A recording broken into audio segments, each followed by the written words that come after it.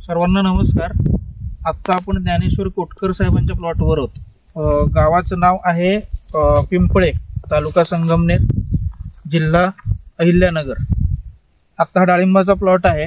आपल्याला इथे फळं वगैरे लागलेली दिसत आहेत। ह्या प्लॉटची अवस्था जी होती ती साधारण गेल्या 10 ते 15 दिवसापूर्वी खूप बिकट होती असं कोटकर साहेबांचं म्हणणं आहे। मर आणि सूत्रकृमीचा अटॅक मोठ्या प्रमाणामध्ये होता आणि मर सूत्रकृमी आल्यानंतर काय अवस्था होते डाळिंबाची हे आपल्या डाळिंब बागायतदारांना पूर्ण कल्पना आहे। पण आत्ता हा प्लॉट एकदम चांगला दिसतोय परत।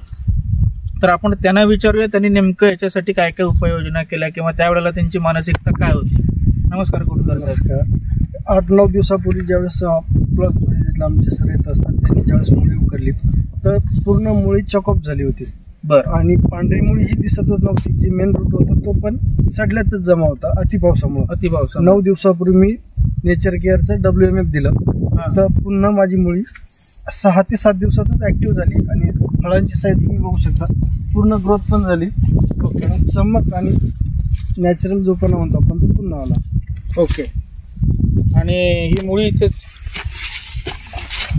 ही मुळी पूर्ण खराब झाली होती बघा आज की एकदम रूट डेव्हलप झालेली आहे। पण मर आणि सूत्रकृमीचा अटॅक कमी झाला का? हो, या सगळ्या याच्यात।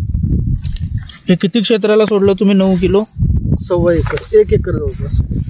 WMF चा आपल्याला रिझल्ट खूप चांगला आला। आता सातत्याने आपण त्याचा वापर जर केला तर मर आणि सूत्रकृमीचे प्रिव्हेंटिव्ह मेजर आपल्याला कंट्रोल आल्यानंतर सुद्धा तो कंट्रोल करण्यासाठी आपल्याला फायदा होऊ शकतो।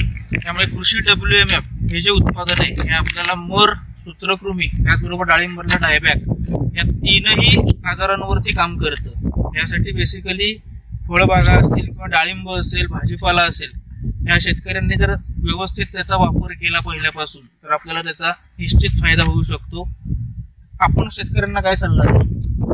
निश्चित चांगलं उत्पादन आहे आणि मुळे ऍक्टिव्ह राहिली तरच झाड ऍक्टिव्ह असतं। आपण जेवढे खतं देतो जर मुळात जर उचलले नाही तर ते सगळे वाया जाते। म्हणून निश्चितच एकदा WMF चा वापर मर आणि सूत्रकृमीचा अटॅक कमी होईल। खूप खूप धन्यवाद।